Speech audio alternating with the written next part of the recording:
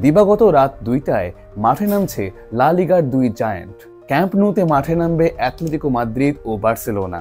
এই ম্যাচটি দুই দলের জন্য অত্যন্ত গুরুত্বপূর্ণ একটি ম্যাচ। 31 পয়েন্ট নিয়ে টেবিলের 4 নম্বরে থাকা অ্যাটলেটিকো মাদ্রিদ চাইবে এই ম্যাচ জয়ের মধ্য দিয়ে আরও ওপরে উঠে আসার জন্য। অপরদিকে 34 পয়েন্ট নিয়ে টেবিলের শীর্ষে অবস্থান করা বার্সেলোনা চাইবে 3 পয়েন্ট সংগ্রহ করে নিজেদের অবস্থান আরও দৃঢ় করতে। সর্বশেষ 5 ম্যাচের 5টিতেই জয় পেয়েছে অ্যাটলেটিকো মাদ্রিদ।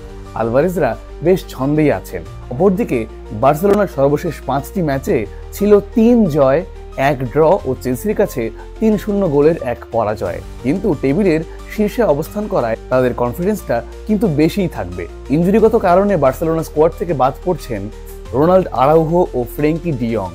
অপরদিকে অ্যাটলেটিকোর স্কোয়াডে থাকছে না লে নরমান্ড ও থমাস লেবার। আপনার কি মনে হয় কি হতে পারে আজকের স্কোর লাইন? কমেন্ট করে জানান। আর ম্যাচের সকল আপডেট পেতে চোখ রাখুন স্পোর্টস ওয়ার্ল্ড 24 এর ফেসবুক পেজে।